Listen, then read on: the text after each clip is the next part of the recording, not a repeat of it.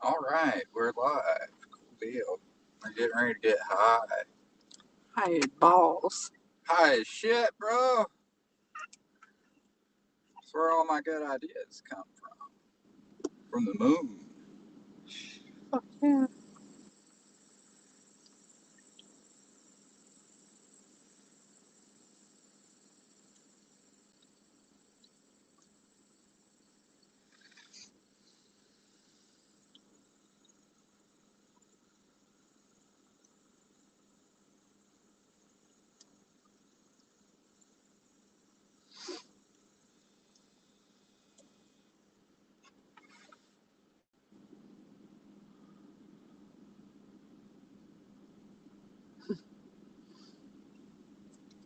Time to hotbox the car, make sure we got all the windows open. We're doing good, man.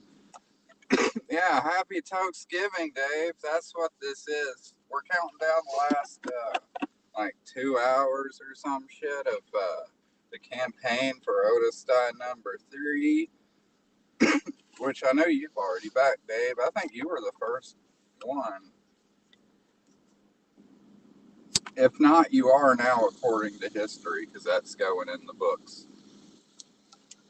I think maybe Eric beat you this time. I'm not quite sure.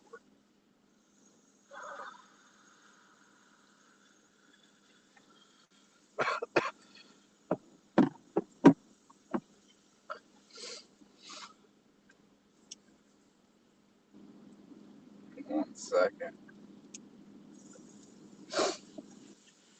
Goodness.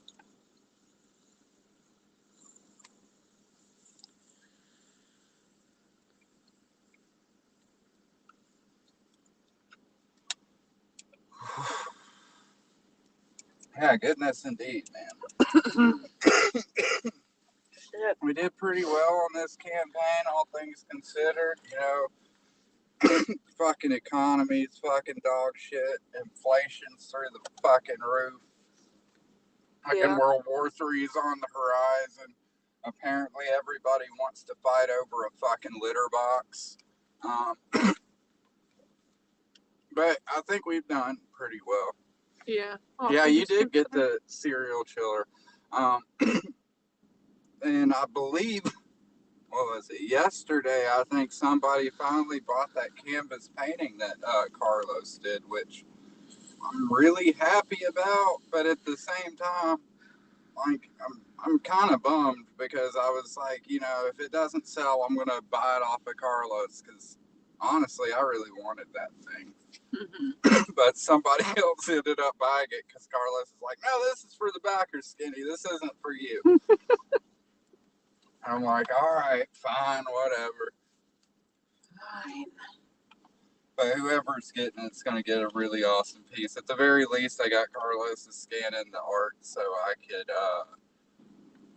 get my own printed up. I'm not going to be selling it. That's going to be a unique piece of art for that person and myself. I've reserved the right to keep A copy. a copy just for my office. Yeah, man. But yeah, man. Carlos and I were talking about it, and we're thinking about possibly doing a painting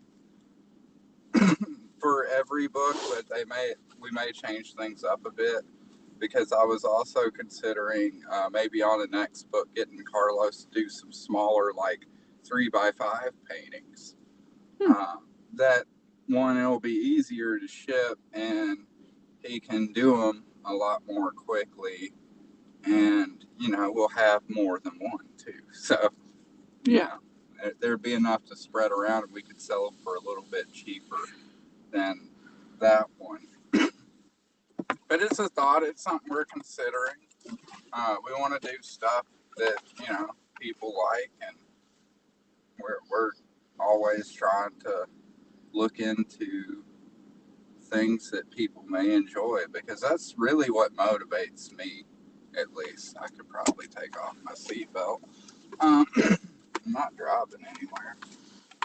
But Right. that's what motivates us is mainly just fun and enjoyment. And if we can do something to help bring a little more fun and enjoyment, that's what we're going to try to do. That's our primary motivation.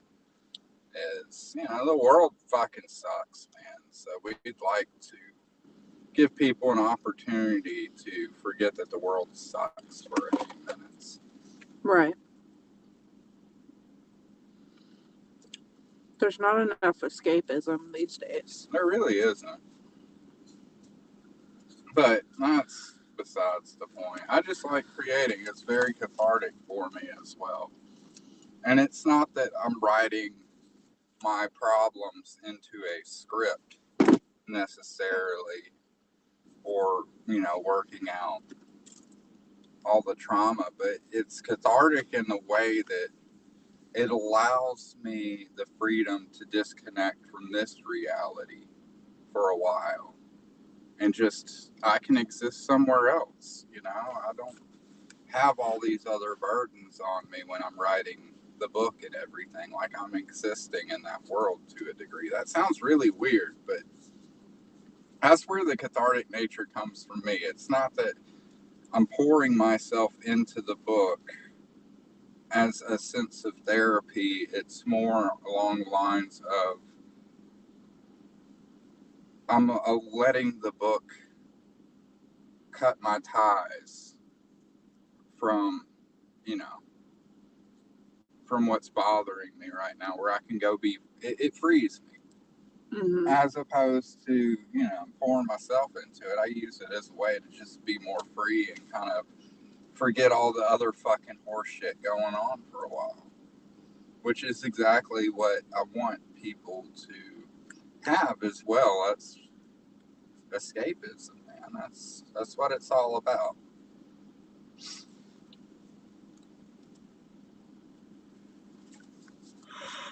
And the book's done pretty well.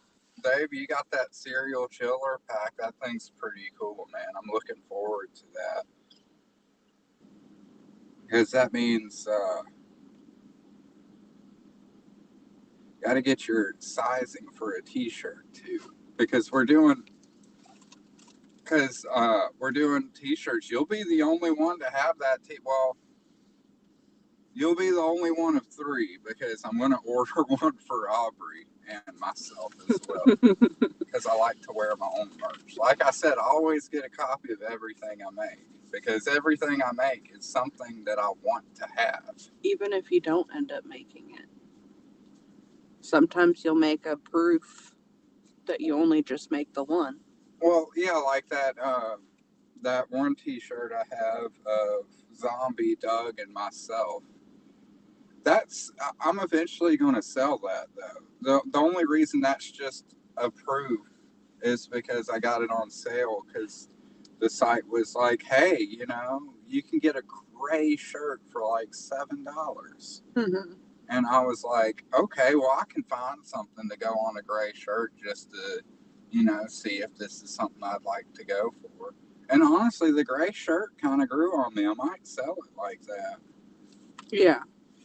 It does look really nice gray. But yeah, so anything that we do is like something that I just want to do. Like,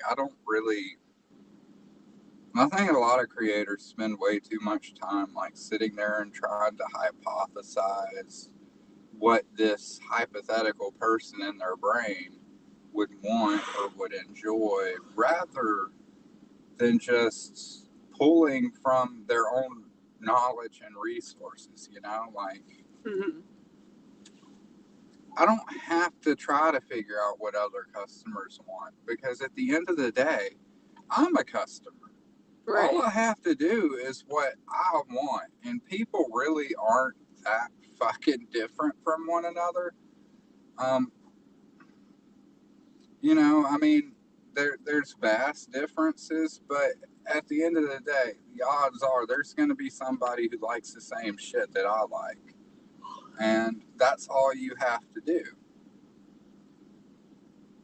But people keep trying to, they think of things to sell rather than things that they want to make sometimes. And that's what I struggle with, at least. Like, especially talking to some other creators, and I'm not disparaging them or anything by any means, but I've had a few of them be like, Carlos's art is good, but your comic doesn't look like the typical comic, and you would do That's kind of the better if point. it looked like the typical comic. And I'm just, every time I'm really nice about it too. I'm like, that's not what I'm here for, though. Like, I I appreciate the sentiment that went into like telling me that. Like, I guess the thought's there that they want to see me do better.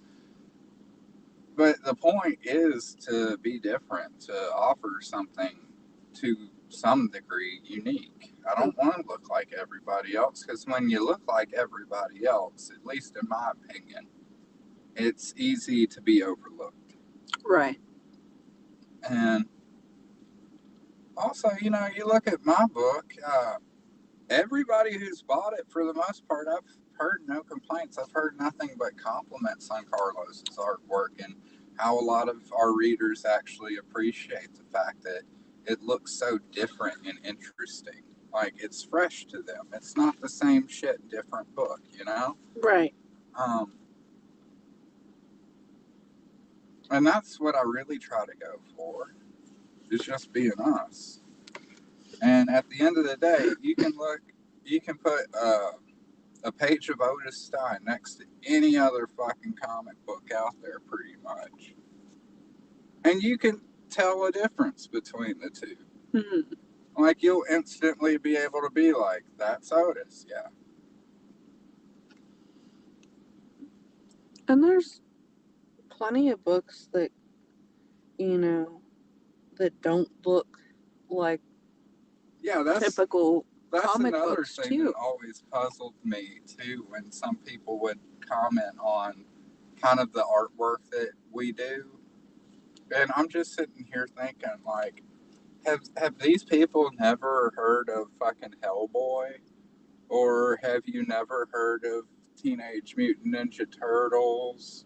Yeah. And Or there's, like, fucking, or all the shit that Image did back in the 90s, which had some of it did have some crazy art. Like, we're not in that direction with like the super big muscles and, pouches for days, but that was something different than what Marvel and DC were and, doing to a degree. ow. That was a new direction because prior to that, it all looked kind of, I don't want to say bland, but it was a lot of flats. There wasn't a lot of over exaggerated muscles and stuff like that in comic books, at least from what I was seeing.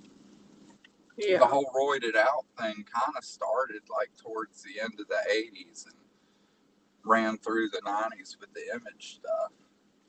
I don't know. But, anyways, there's plenty of books, really good properties and franchises that have made it despite not looking like anything else, like Hellboy or Ninja Turtles or There was one that I seen at our LCS now oh yeah. because we found one yesterday. Well, I don't have an LCS, honey. I don't give a shit about comic books. I just care about my comic books. But it was a cool place. But Yeah, the anyway, guy was nice. Like, I'm happy. Like, we did stop by a comic shop, and I'm seeing about if this guy might want to carry some of my trades once my Kickstarter goes through. I told him about the print on demand. Yeah, I don't know why you brought up the Amazon thing. That's just for issue 1. Oh, he wants to order it. That's fine. He was talking about wanting to order it for his store. Yeah, So I told him where he could order it. yeah, Yeah, that's all. yeah. Yeah. Anyway, But I ended up offering him. I was like, if you don't mind, like once my Kickstarter runs through, I'll bring by a few trades and just give them to you. And if they sell, you keep whatever. Apparently, he wasn't I wouldn't say he was mad about it, but he was very insistent that he pay for them. And I was like, that's your call, man. Like, I'm not really interested in the money right now. I'm just interested in growing my reader base. Right. It's like the money will come later. Then he's like, that is something only an artist would say. Right. The money will come later to me. I feel, that's why I don't worry too much about it. I don't worry about nickel and diming people. I want people to read my PDFs. I want people to be able to share it with their friends, or fuck, put it on the Pirate Bay or something. I don't give a shit, man. I just want people to have access to it, to enjoy it. That's the sole purpose of creating something, is to have people enjoy it. It's not to make money. The money's nice. I'm not saying that it's not, but at least for me, My artist. the ultimate goal is just to entertain people. And that's where I come in as the salesperson. Yeah. Telling the You do. You're my comic little shop. saleswoman. Like, every time we go somewhere, she's always like, my husband has a comic book. I even, without using names or anything, I thwarted off a flirting person. Someone was flirting with me, and yeah, my wife tried used my books to cock block some guy that was hitting on her at a party. it was From a what I'm kid's told, birthday party. that he was hitting on her and stuff. She's like, oh yeah, my husband is a writer. Yeah, I even told him about the website. Yeah, you can get it on Amazon right now. That was mean. Well, I didn't realize. He basically punched that guy in the dick, man. You're like, like, he doesn't know I'm just some, Bo Diddley fucking. I really didn't realize at the time. Surfing fucktastic writer, but in his mind, he may think like I'm some fancy pants fucking thing, like, I'm wearing those fucking coats with the patches on the fucking elbows or something. Well, I'm serious. I really did. In the moment, I didn't realize that that's what was going on. Yeah, that's funny though. But yeah, you're my little saleswoman. I try to be. And I appreciate it. It's always good. I just need you to start getting on some of this computer stuff with me, because, oh lordy, I'm overwhelmed, man. I'm trying to do the... I don't. Oh. I gotta learn some of that stuff myself. If you could learn, like, how to do the algorithms and hashtags and stuff, and just be like, do what you do in person, but like maybe manage my comics Twitter or something like that, and keep up with that. I don't know, but there's other ways. If it gets if it gets real PG on the comics page, you'll know why. Yeah, it'll be the wife will be in charge. Cute cats and Yeah, carnage. that's okay. I gotta admit, I'm gonna say I have a controversial take. I don't like Frank Miller's art. I like The Dark Knight Returns, but I never understood why people considered that art like really crazy good. I guess I don't know. I never saw it. Half of that book, I don't know what the fuck is happening on page. Like, especially when the little, I don't know if they're dolls or if they're actual people. I've read that book like fucking 6 times now. I still can't figure the fucking flying fuck nugget guys who explode. Are those like dolls? I don't know. That's because the art sucks. I'm not able to, like, I don't know. I still like that book. I think it's pretty good story for a Batman story and everything. And not saying it's necessarily terrible, but I never understood why that is like the one that everybody talks about. There are a lot of better Batman books with like incredible art in them.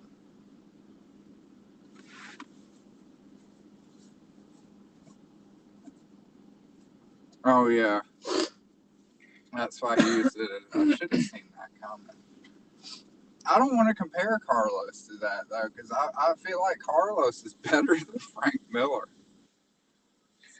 substantially better than Frank Miller. Because at least with Carlos, I can tell what's going on. And Mm-hmm. if there's ever any point where you can't, that's usually my fault. There's like, I'm leaving it in, but there's a page in issue 3 where I did this really cool page, but I had another panel that really wanted in this one spot. And at the end of the day, you can't even see that panel because it's like camouflaged into everything else. Camouflage. And I'm wondering if anybody's even going to see that panel. Which that's not Carlos's fault. That's my fault for trying to put something on in with something else that was really fucking busy.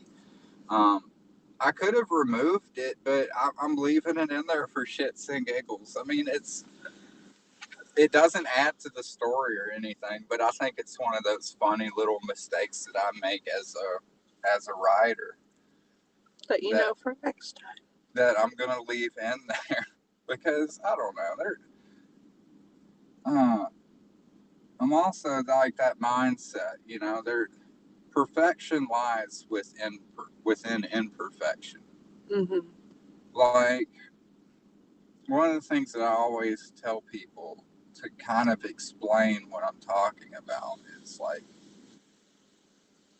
like being flawed is like the perfect form to a degree because if you Google symmetrical faces, Oh, they look weird. they look alien, and that's when everything's quote unquote perfect. That's when everything's symmetrical. The eyes are the same shape, the ears are the same height, both nostrils are the same, both sides of the mouth are the same. It looks really weird when you actually see a symmetrical face. It actually gives most people kind of like Creepy. kind of creeps them out with that uncanny valley shit. Yeah. Like Sidney Crawford's bowl. But but a lot of people just don't. I don't know. I think people get so focused on trying to be perfect that they don't realize that perfect is pretty fucking ugly. Mm-hmm. Perfect is really fucking sterile. Uh, it's not very good in my opinion. I like to see flaws. I like to see mistakes because I feel we all have those incorporated in us, and those are the things that really separate us from one another. And why that would be seen as ugly is just beyond me. I don't. And I'm not saying ugly girls are pretty. They're still ugly. But but what I'm meaning is like within at least art, you know. I mean, beauty's in the eyes of the beholder, blase, blase, blase, but just to be fancy, you know. But Well, it's like even as a musician, you know, like I could play a song and record it, and I'll know every mistake that I made in that song. yeah, But if I played that recording for somebody else, they will not hear a single mistake, right. more than likely, you know? Like, Oh shoot, sorry. to them, it sounds natural. Yeah. And that's the same thing with the visual arts, too. Like, like even those little flaws. You know, it's a naturally occurring thing. So people just, I don't know, it makes things. It's kind of one of the reasons why I think a lot of the visual effects are substantially better than CGI. Is because CGI, you have a bunch of artists trying to make something flawless in a world that is filled with flawed things. Mm-hmm. And I feel And the like the computer. difference between that and like the puppet stuff that they did and like the thing is the stuff that they're actually making by hand and everything Would be flawed.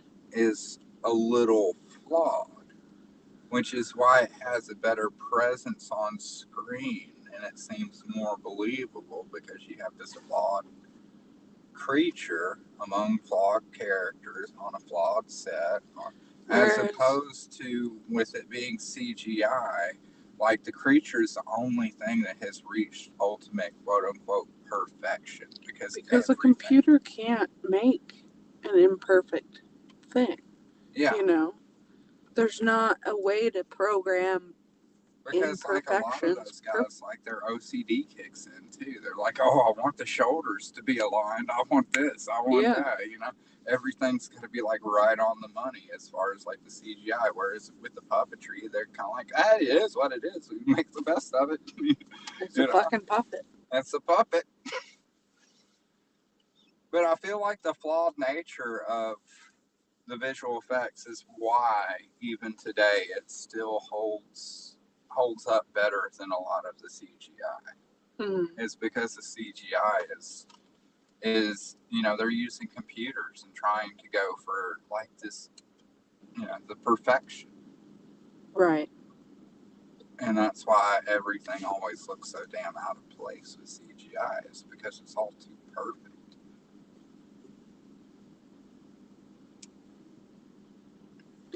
The first the first dent to this car was pretty intense, or at least the story behind it. Why are you talking about that? Oh, yeah. What was this car's first dent? Didn't we buy it with a dent? No,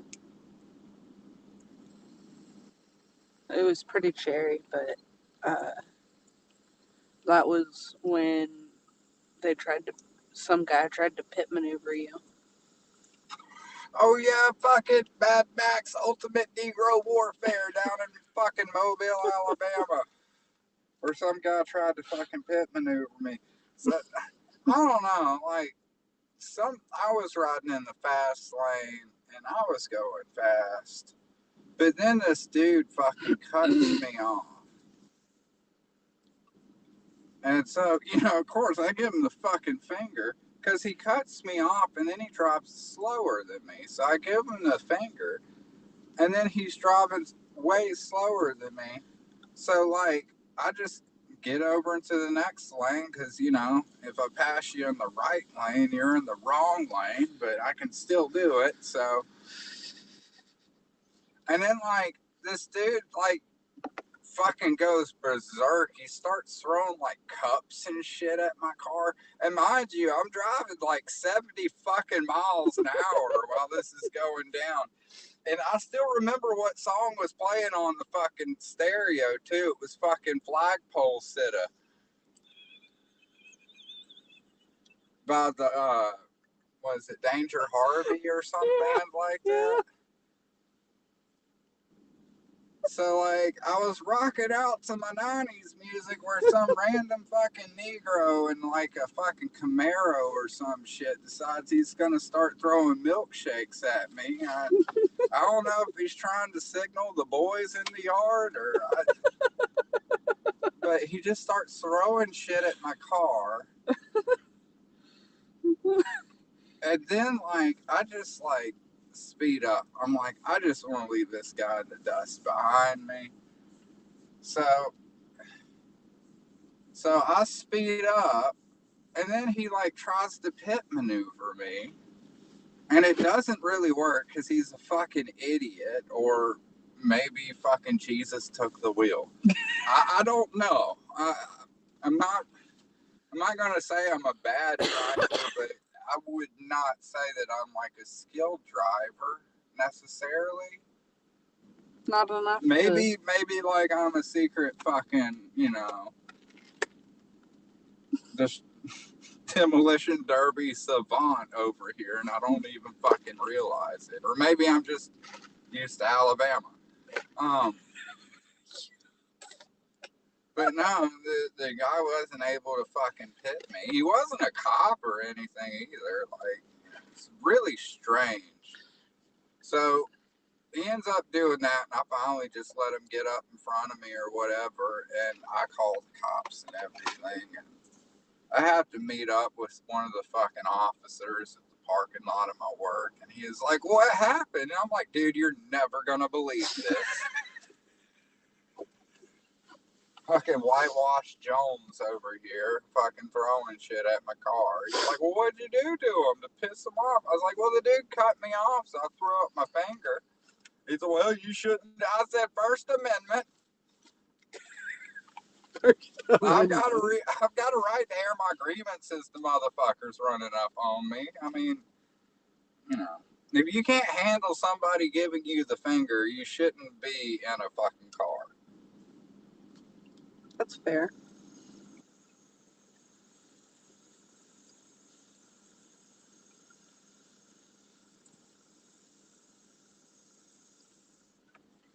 But no, then the dude, I guess he tried to do an insurance claim or some shit, That was in my face, bro. and it backfired on him because I had pressed criminal charges on his ass. Like, I guess like months later, the guy tried to like file it with his insurance or some shit. It wasn't even the driver. The driver didn't own the car. Oh, yeah. They tried to file some shit, and they're like, "No, you can't do that. There's a police report of some asshole driving your car being a fucking lunatic." And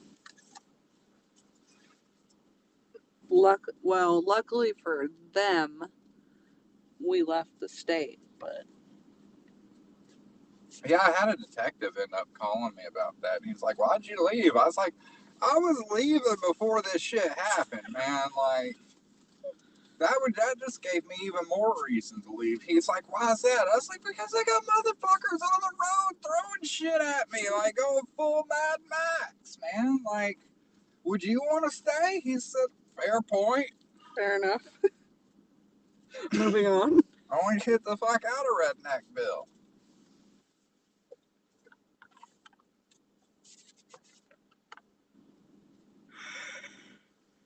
Oh, goodness.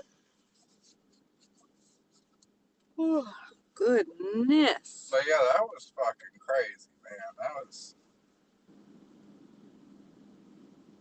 I have flashbacks to it every time I'm in the car and fucking Flagpole City comes on.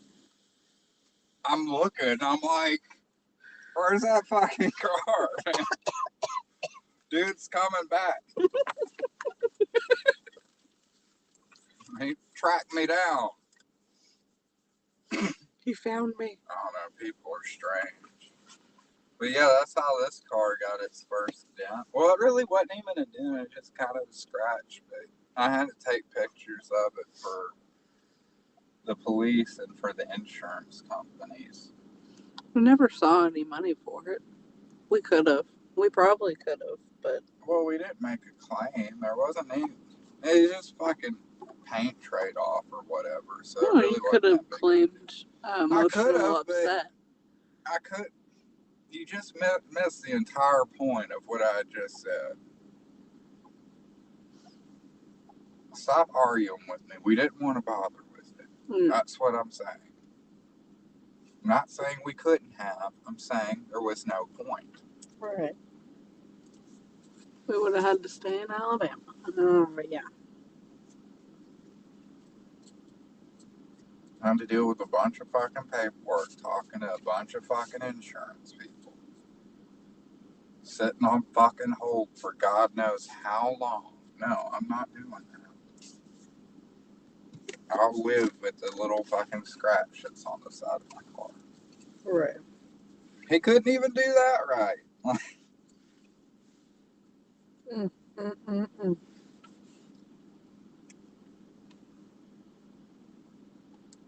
Anyways, that's the kind of shit that I go through. That's what motivates me to write. Right. So I can forget that there's a bunch of crazy people out there on the road. Apparently just magnetized to your car. Yeah, they just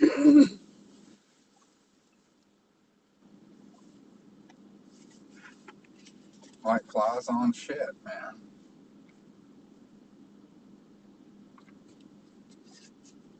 He must have sensed my white privilege.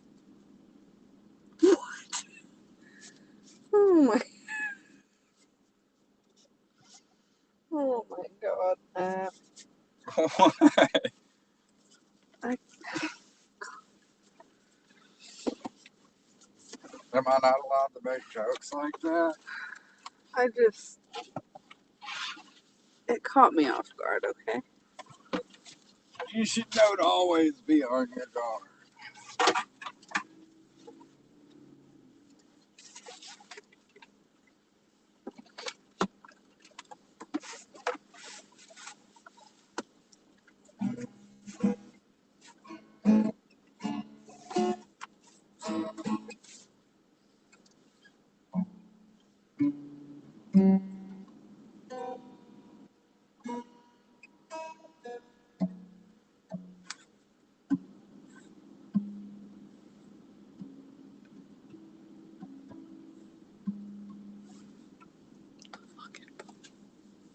What? The fucking puppet.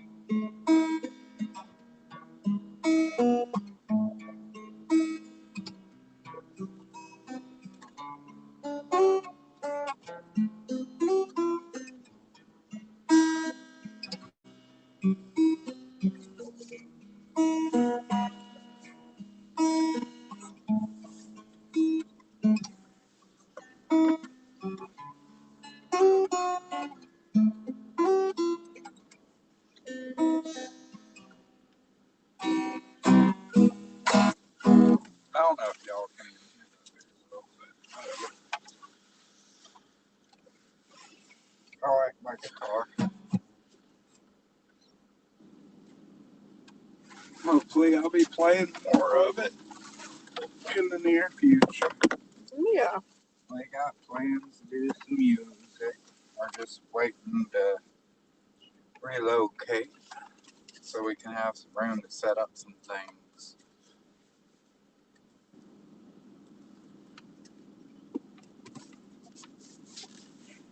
Alright, check my Kickstarter, see if we hit anything.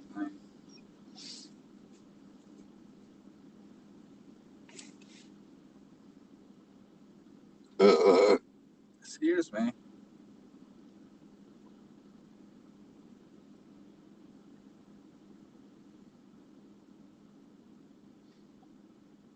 $2.99. Alright, we got 2 more backers. Because last I checked, we had 74.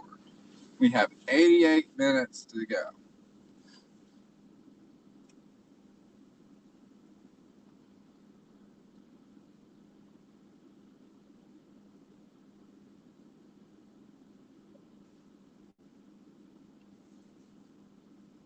So, that's pretty cool. Yeah. Pretty fucking cool. Pretty fucking cool, man.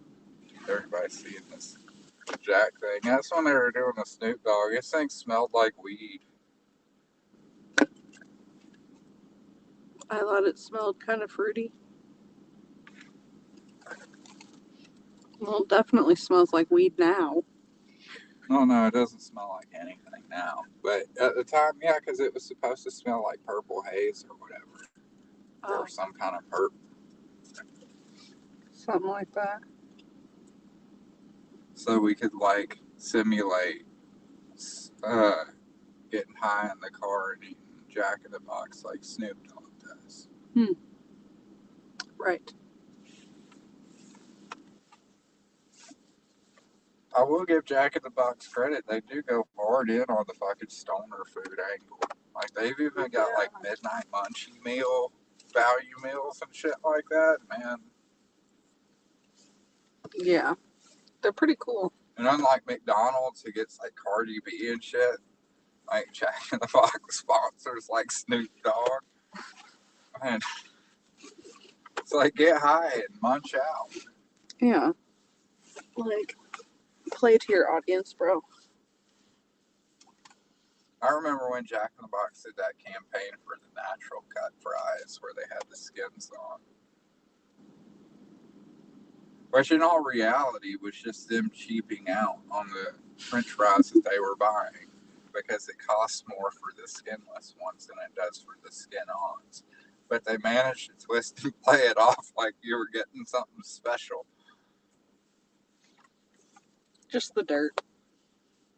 Well, I mean, I like skin-on for french fries, honestly. I preferred that before they did that, so. Yeah, it does give it more flavor to leave the skin on. The skin's where all the good stuff is, too. Yeah.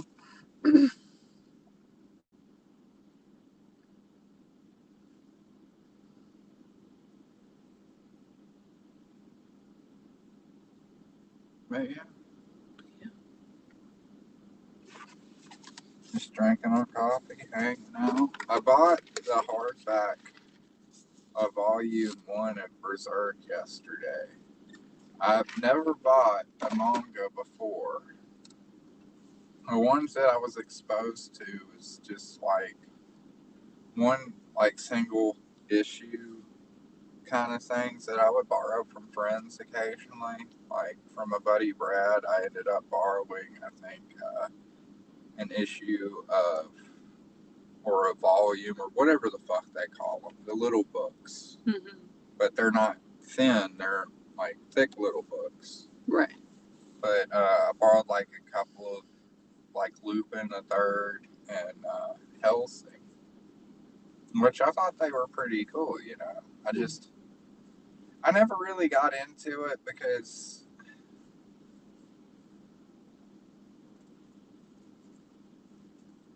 but shit, what was I saying? I never really hopped onto the manga thing. And it's not ever been a I hate Japanese media. Western media is better. It's not that. It's a lot of anime has like the same styles too.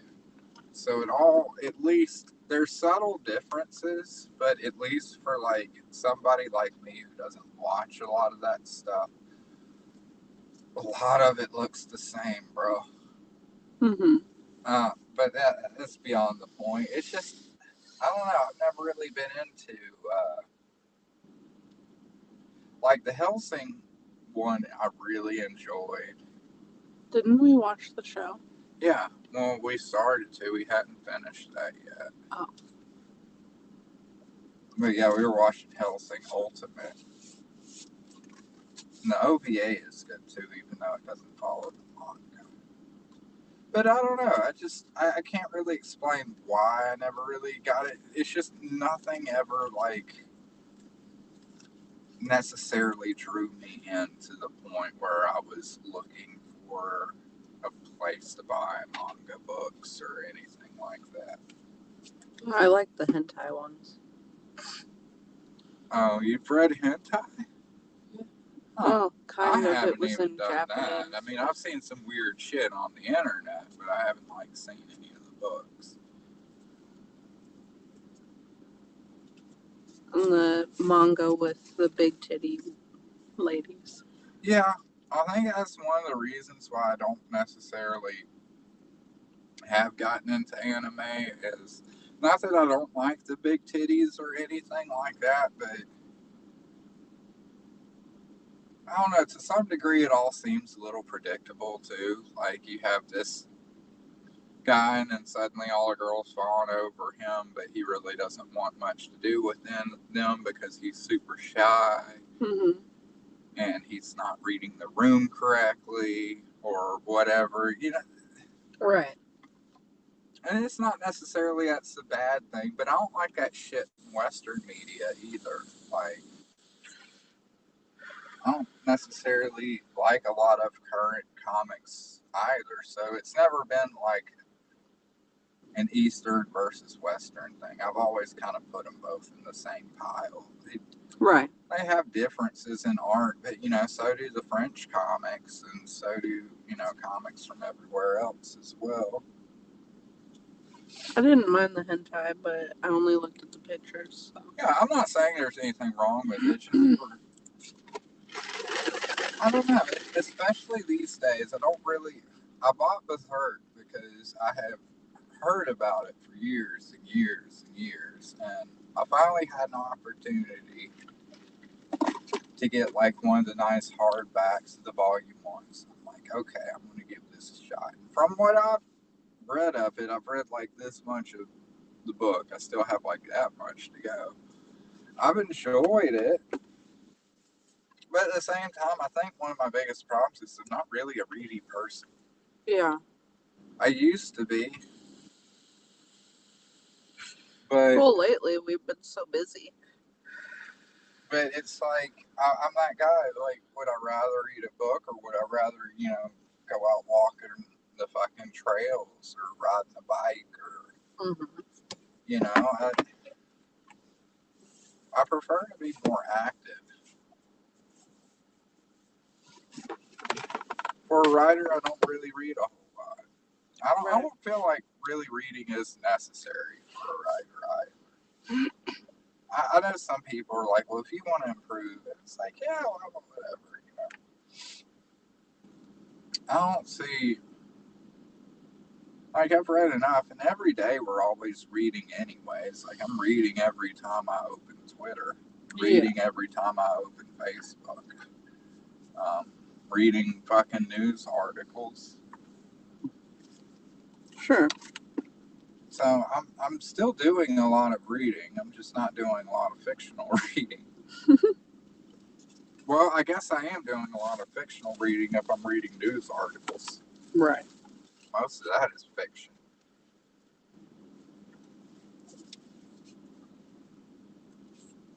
I don't know.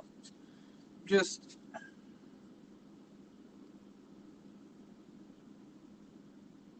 like reading. I don't have any issues with it. It's just I'd rather get high and listen to music or listen to people tell their stories. Or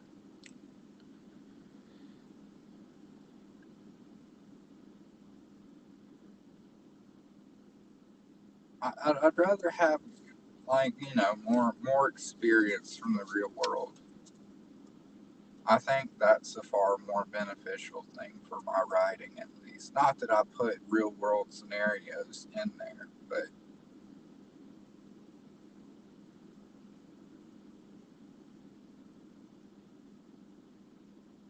I don't know where the fuck I'm going with this thought. That's okay. I'm retarded. I feel like too, if you take in a lot of stuff, there's also that at certain level where you're subconsciously inserting other ideas into your work. Yeah. Where I'm not saying that you're plagiarizing somebody, but you take in enough material, those things sit in your brain. Yeah. And you kind of draw from them, and you may not realize it. I mean, there's been times where I sat there and picked around on a guitar, and it's like, man, I found this cool ass fucking riff, and then like 2 days later, I hear that shit on the radio. Yeah. I'm like, God damn it. Fuck. And then I'm like, and my first thought is that these guys on the radio overheard me the other day. And my first thought is, oh man, I must have heard that song. And it was just stuck in some part of my brain that my conscious wasn't accessing at the time.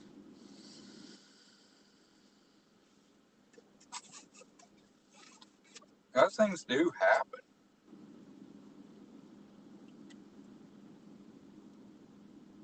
But I don't know, the older I get, the more I like nature more than the other stuff.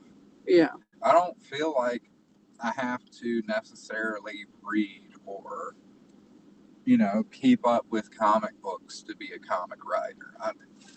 That's one thing I do take issue with, is that some people pretend like there's certain qualifications that you have to meet to be a decent writer or artist, and there's really not. The only thing you have to do is create. You do that, and that's fine. But some people, they'll be like, "Oh, you don't read like anything," and then they think of that as like a bad thing, and they sometimes use that as a way to be like, "Well, you're not a serious writer at all." And it's like, well, I said I was a writer, not a reader. Like those are two separate things for starters. Yeah. Um, but a lot of those people are also the ones who typically, I kind of like see them as like those guys who never get out of their fucking apartment, except when absolutely necessary. Like, you can kind of tell when you're reading some of their stuff too. Like, they really don't talk to a lot of different people. Um, you can just tell with their work that they haven't really experienced life. Like, they're kind of more going from things that they've seen on TV or other works that they've read. I'm not saying it ripping people off. I'm just saying it. I don't like writers, at least in my opinion, and this isn't a qualification, but there are many types of writers, and some choose to just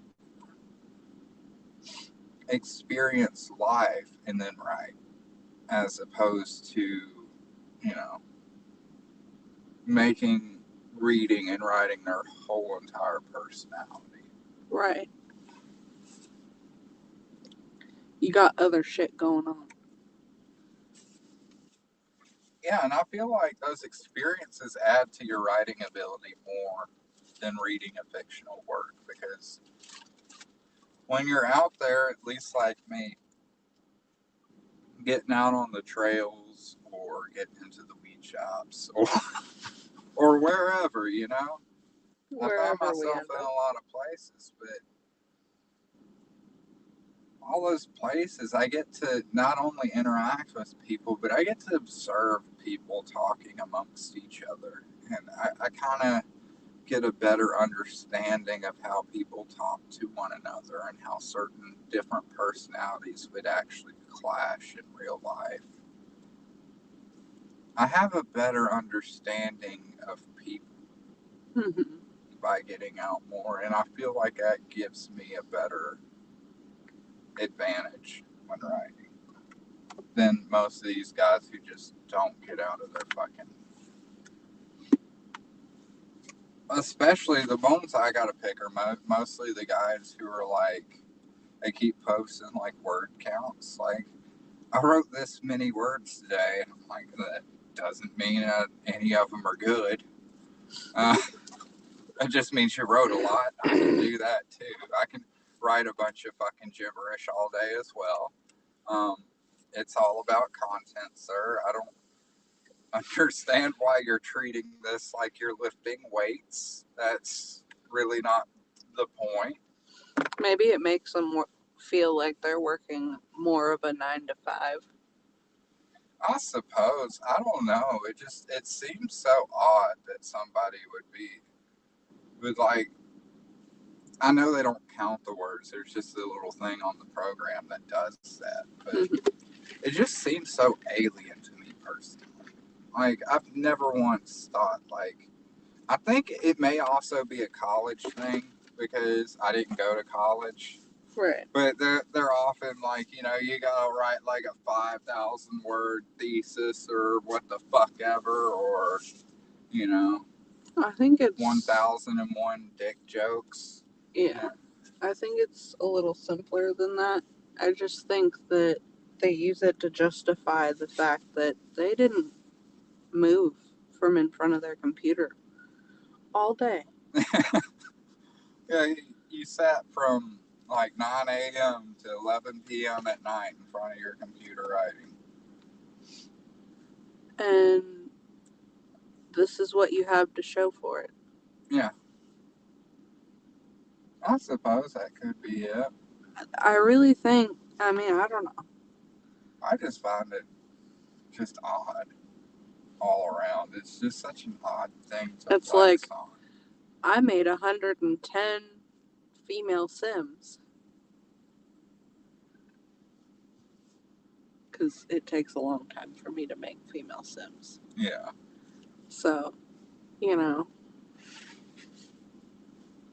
I did not move from my computer all day. I made 110 female Well, Sims. I can understand like somebody wanting to like brag, like, I wrote this many pages in my book today. I pushed through that wall. Like, I can understand that. Normal people like me who are half retarded can understand that language. But what we don't really understand is like when you're like, I wrote 1,800 words today. And I'm like, in one sentence? Like, there's a lot of other things that go into my mind. I don't even have a grasp of how many pages that is. Yeah. I think it's just such an odd measurement.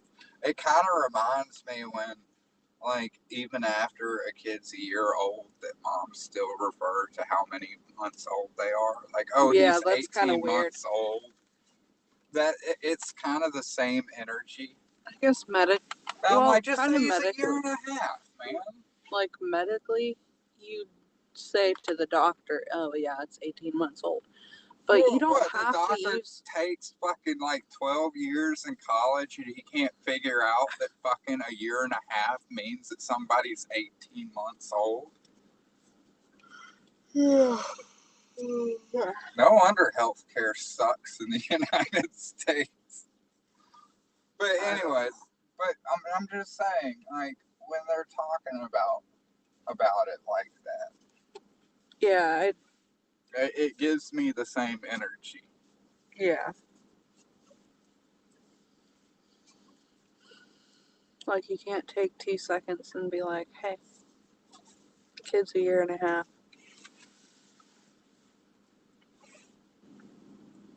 But I also don't understand like the amount of words equating to anything whatsoever either, unless they're actually good. They're completely meaningless. So I don't. Are words like weights? Is like, are we like, oh, I gotta squeeze out like 200 more words today? Like, are we at that point? Like, I don't get it, man. Maybe. It just seems so funny to me because it's like mental weightlifting, I guess. And it just reminds me of that Cyborg comic they did, where they canceled right after or right before I stopped buying comics altogether. Fucking, and then they show like a chick who's like, he's looking at through the garage. Cyborg's looking through the garage. He sees a bunch of mechs, and then he sees this machine. He's like, "What's that for?" And the lady's like, "Oh, it's so the mechs can bench press." And you're Oh. thinking to yourself, like, why would a robot bench press? They're not going to like gain muscle. They're not going to get stronger. Uh, Maybe. no, and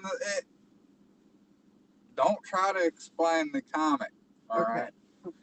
Anyways, I believe this is that. It was actually a good story, but that was goofy as shit to have that in there. I thought that I was like, what the fuck? Yeah.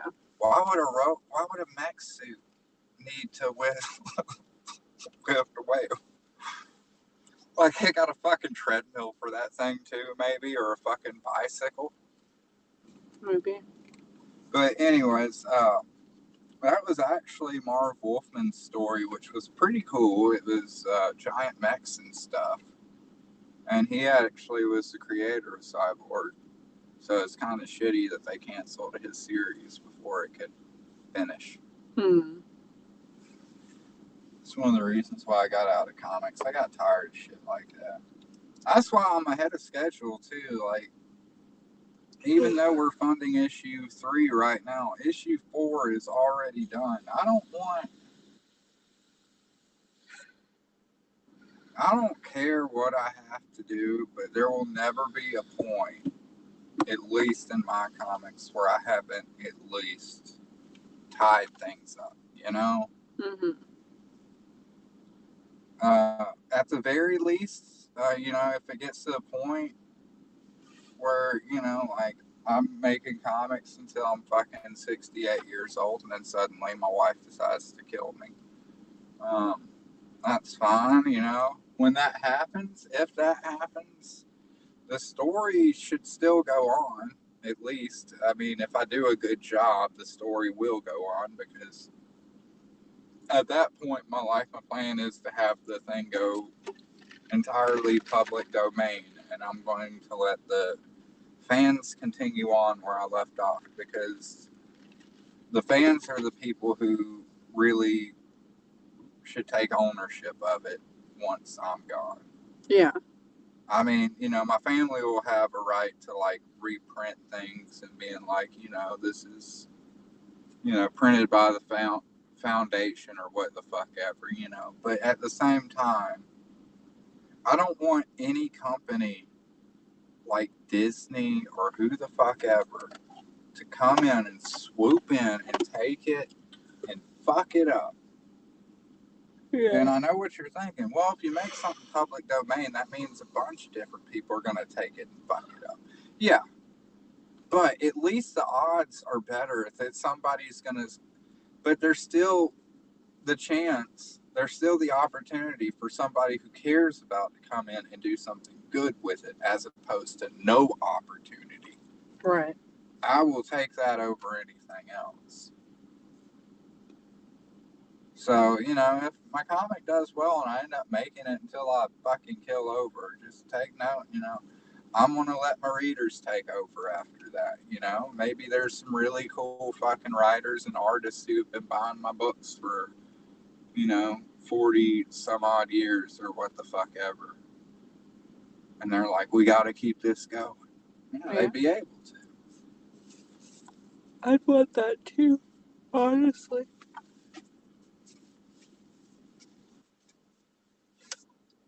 Like I said, that would be the last thing I would ever want in any life is to like create something like that and then have somebody else just completely pervert it afterwards. It's just like, and I don't mean like if there's like a fucking Rule 34 kind of shit that ends up coming about, I don't really see that as necessarily a perversion. What I see as a perversion is really the kind of shit that Disney does, where they basically just have a monopoly on culture.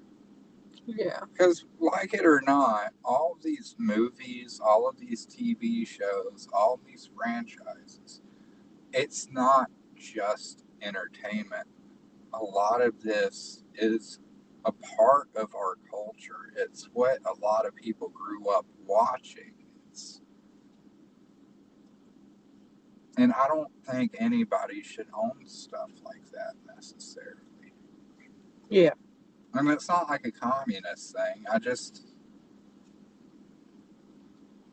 It's not like I'm saying it belongs to the state.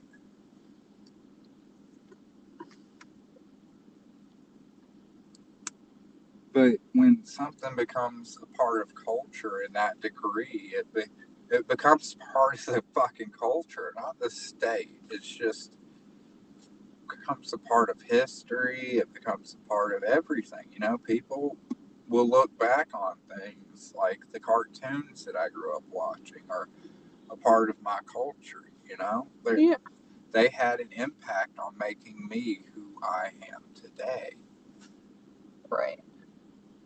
So there's more to it than just who gets to make money off of something. You know, there's a lot of different layers that people don't consider about things like it. Like, and very few people consider how how intertwined a lot of these things are in our culture, and now it's being held hostage by some big fucking conglomerate. You know. Right.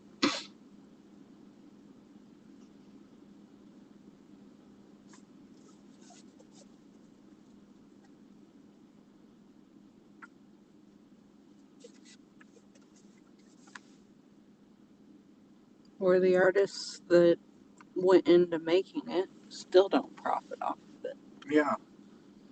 Yeah, and the artists who made it still aren't profiting shit. I got no beef with like me being alive, me profiting off of Otis as well as Carlos and all of that. We made it. You know, that's ours. But at the same time, that's also why I give away the PDFs um, the way that I do, because I do understand that I don't think I'm necessarily a part of the culture, but that's where I'm pro piracy is. You know, there might be somebody out there who just like can't afford to buy my PDF, or maybe they're in some country where they can't even use Kickstarter or Amazon. There's a lot of countries like that. There's a lot of countries where you can't even access Spotify. Mm-hmm. Um, and that's the thing that I think is more important is to ensure that everybody has a way to access this, to enjoy it for what it is. And I don't think nickel and diming people on PDFs is necessarily worth it in the long game. I think the more people who are exposed to the book, the more support that we'll get for the book. Right. Because, yeah, I'm going to have cheapskates who are going to just wait for the digital releases and everything like that, and that's fine. But, for every one of them, there's going to be a couple of other people who, I don't know, I even feel this as a consumer sometimes. It's like I've enjoyed a product so much, I feel like I have a responsibility Mm-hmm. to support this creative. Not necessarily responsibility, maybe that's the wrong word. But it would be the honorable thing to do, like I want to support it. I want to see more content come from this. And that happens all the time. Like some movies that we pirate and then we'll go out and grab the DVD. Yeah. And that's how I was most of my life, at least in regards to some comic books, was piracy. Because I was in the middle of Alabama. There really wasn't any comic shops around. I don't really have access to any of that stuff. So I pirated a lot of books. And then the ones that I ended up really liking, I ended up subsequently going out and buying them off of Amazon or whatever whenever I had the money. That's how I got into reading Eric Powell's The Goon. And in reading his comic The Goon, you know, I ended up going out and buying most of the trades for that series. I did the same for The Walking Dead. Well, not really. I quit after book 3. It just got too silly after that. But I enjoyed it, so, you know, I bought what I read of it.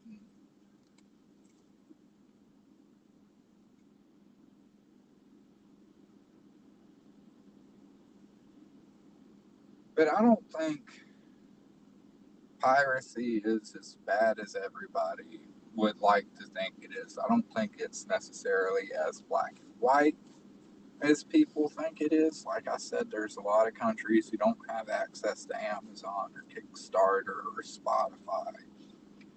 And for these people to actually participate in modern culture, they actually do have to pirate a lot of fucking music and stuff because they have no other means of participating in society. And that's really what it comes around to is some of this to a degree you're denying people's right to participate.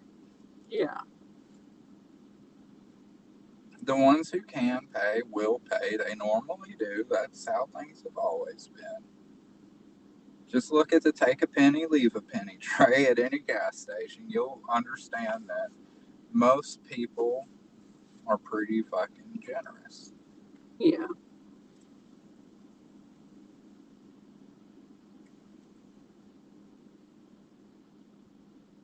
And if you don't like the fact that I don't want to gatekeep my comic and restrict it behind some fucking monetary value, at least with digitally, I don't fucking care. Right. You can make your own comic and you can hoard the PDFs if you want to. And if your comic gets big, you know what's going to happen is that shit's going to happen anyways, whether you want it to or not. So I'm more of just embracing fate as well. Because if my comic does take off, it's going to be out there to be pirated. So I would rather have people at least get their copies from me,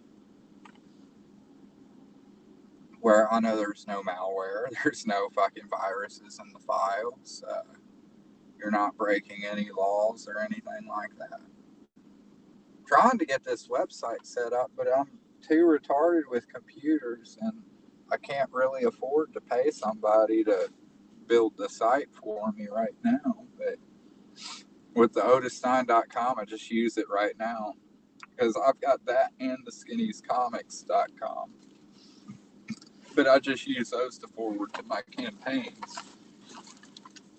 But the reason why I bring it up is my ultimate goal is to have all of the issues set up to read on the site where you don't have to download it. You can just read them all there. And then, you know, for the upcoming issues like issue 3, I'm not going to offer that one for free for a while. I do give our backers like a good sizable window of exclusivity before I decide to, you know, share PDFs to the masses. And if you feel gypped, I'm sorry, but you know, I appreciate your support. You didn't really get gypped. Your support has helped me create a lot more content. Um, so I'm sorry if you feel gypped, but at this point, I'm pretty much on that side of like buying our PDFs is pretty much just you're paying for early access. Right. I want to do something different too. Like everybody else seems to be hoarding their shit. I want to see what happens when you don't. I don't think maybe somebody else has, and I'm just not aware of it. And if they have, please bring them to my attention because I'd like to ask them some questions and get some good advice. Because I have no idea what I'm doing here, man. I'm not a businessman. I'm not a smart man. I'm just a man who smokes a lot of weed and wants to make goofy comic books. So I'm still figuring everything out as I go.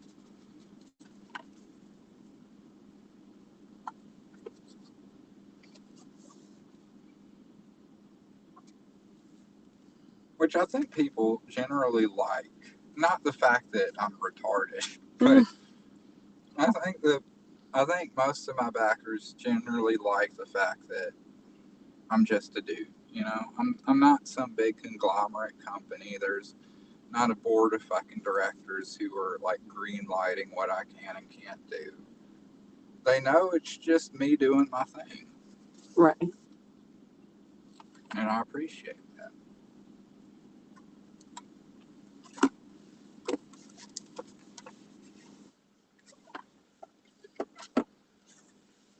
Smoke some more weed. Weed. Smoke some. Do you want some flour? Yeah. You want to pack some flour? There's some in there. You can set it down.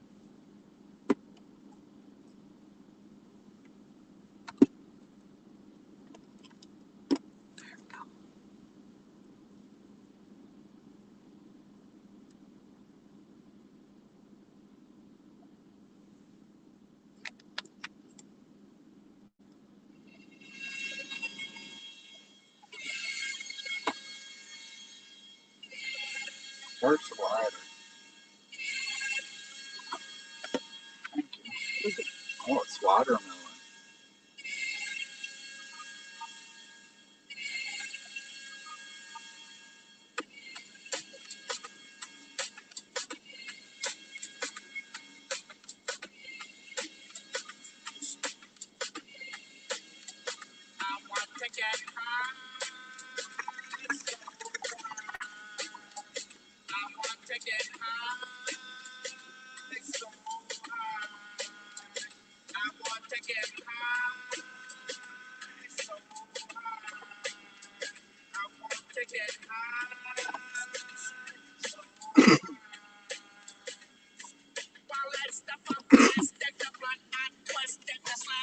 All right. I'm going to keep playing that. Right. Let's see here. It's my wife's phone.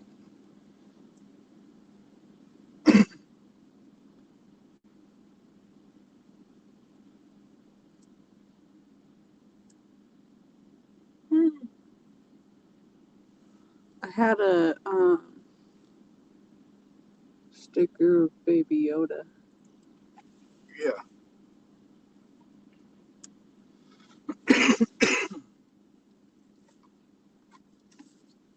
I gotta get a new sticker. Yeah.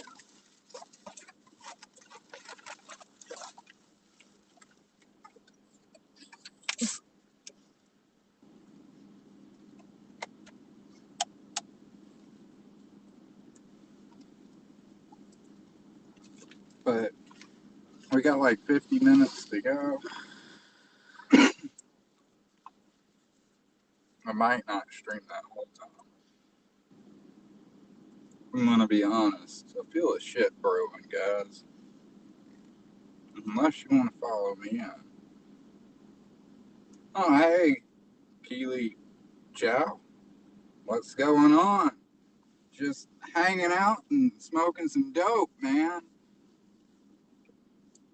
We're streaming for the last of my campaign for Otis Stein issue 3 on Kickstarter. There's like 55 minutes left. It's otisstein.com. Hey, John Delarose. Yeah, how's it going? You're doing pretty good, man.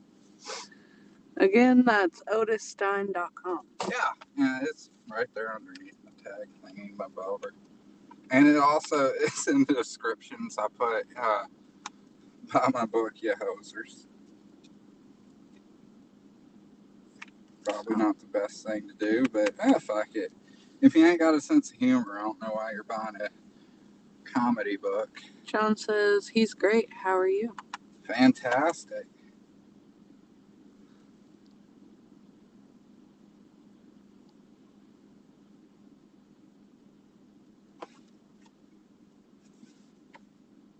Fantastic. Fantastic, man. Sorry, I'm just trying to work things out here. We're just hotboxing in the car.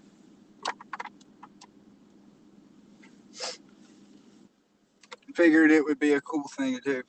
I don't know. People don't hotbox anymore. I don't know. I think it's fun to hotbox. You get real high. Well, yeah, and then we didn't call it hotboxing in the South. Like, What was it? well, growing up, my mom and them would call it a clam bake. Oh, fuck. I heard that too. I've heard that one too. I thought you were going to say a new one. Clam bake. I guess that's just when a bunch of women are doing it.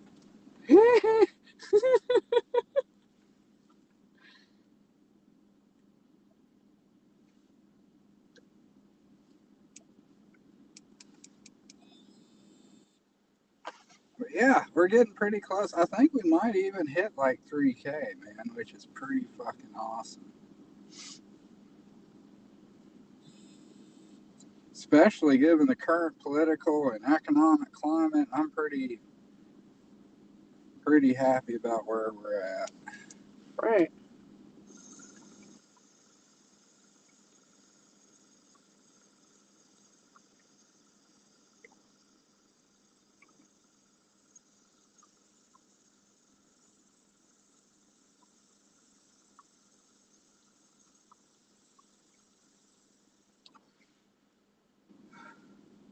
How's it that Sometimes it loads up the page without showing anything. Yeah, $8 away from fucking three 3K. So I'm very happy about that. I need to like I'm not gonna do it on your phone. I wonder how many t-shirts I sold. I hope I sold a bunch. I'm excited about those t-shirts. It'll give me a reason to buy some more for myself too. Yeah. And me. Probably should have worn one. I don't know why I dressed up like I was going to fucking church. Yeah. I like this shirt, man. It's a pretty nice shirt. Yeah. It looks nicer when it's tucked in and I'm wearing a belt. Right. Just a stoner from the neck up, you know? Yeah.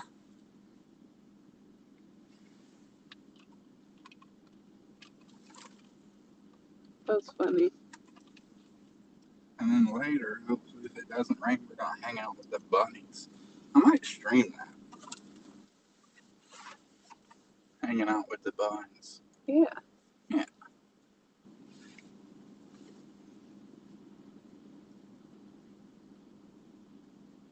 Oh, also, if you haven't seen that Thanksgiving movie, We saw Thanksgiving in theaters. 7 out of 10. Highly recommend going and seeing it, man.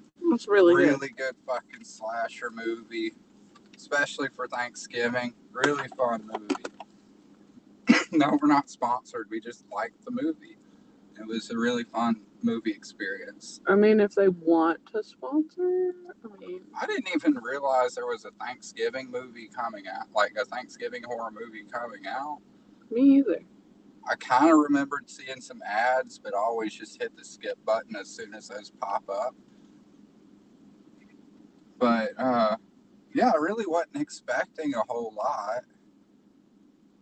We were Yeah. just bored, and I was like, let's find something to do. I mean, if they start sponsoring us, we'll give a lot better review. Yeah, Eli Roth should sponsor my comic book. Maybe then I won't give him so much shit for all of his other crappy ass movies. Mm-hmm. I don't know if Eli Roth directed this one or not. Should probably look that up. I know I saw his name pop up somewhere. That movie was fucking killer. I enjoyed the hell out of that. The other horror movie that we had seen before that was Insidious Chapter, I don't know. It was The called Red Door. It was called The Red Door, but it's like I told I think it Ibe Canales. I told him it's a red boring ass door. That movie was such a fucking trudge. Yeah, that was so bad. And then the horror movie we went and saw before that one was fucking Malignant, where it wasn't horror at all. It was like a thriller, maybe? I, I don't know what the fuck you would call that movie, but it was not. I didn't have a good time. It was not good. We laughed. I mean, yeah, we laughed. It's one of those so bad it's good, but at the same time, when you're paying movie theater prices to see something of that nature, Yeah. I was pretty annoyed. We'll just say that. Because I was like, man, I would have watched this shit at home.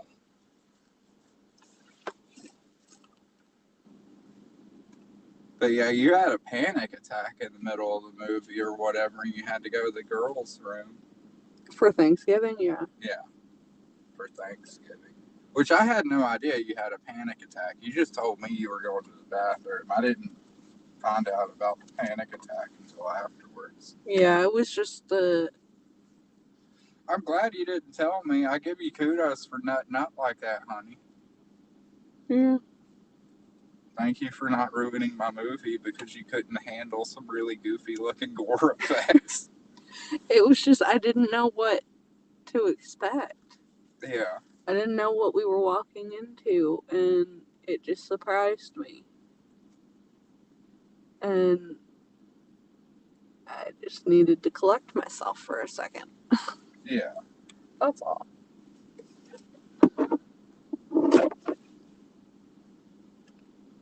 Yeah, that movie did pretty much start fairly intently.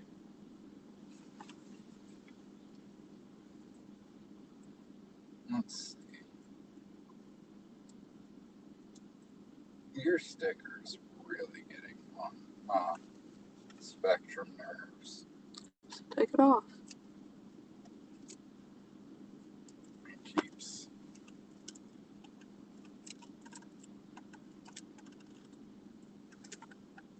So take it off.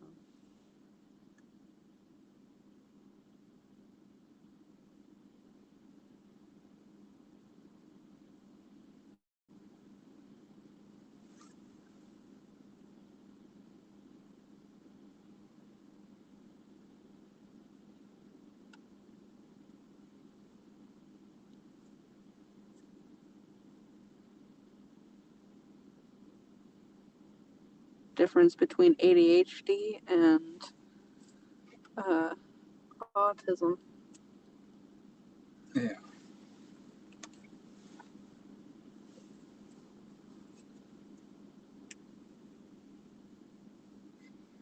But yeah. the final countdown.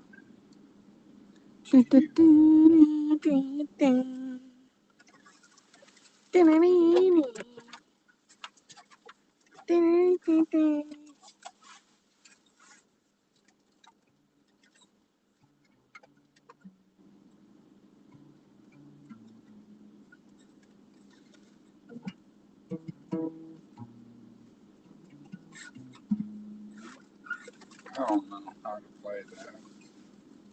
But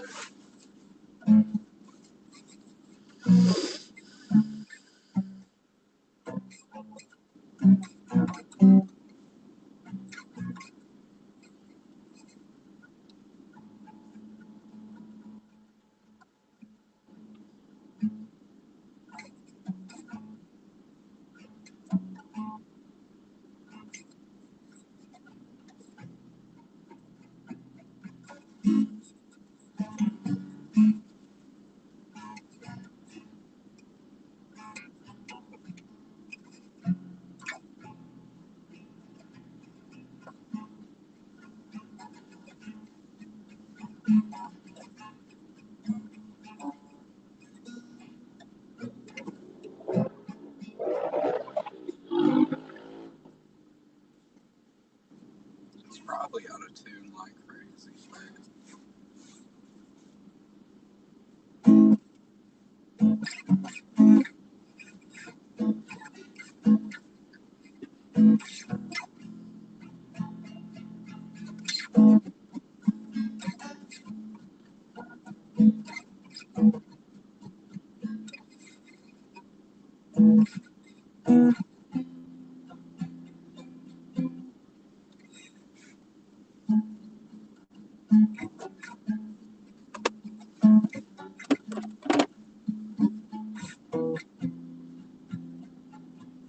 Yeah, that's it.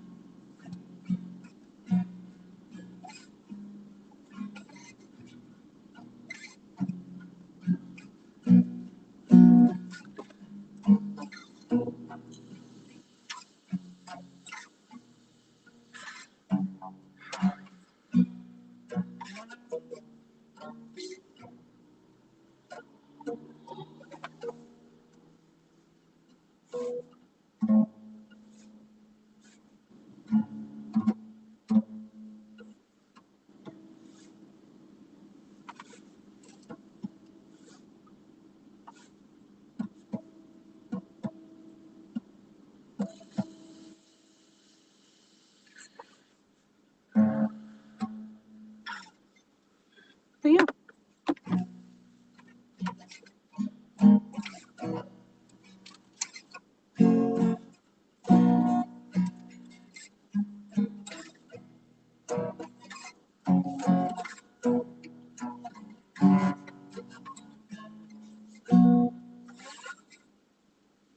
What? just start wrapping it up. Oh, okay. Alright. Well, we're gonna go. It's my wife. We've got adult stuff to do. Okay. That's all I need. Catch you guys later on the next campaign. Peace.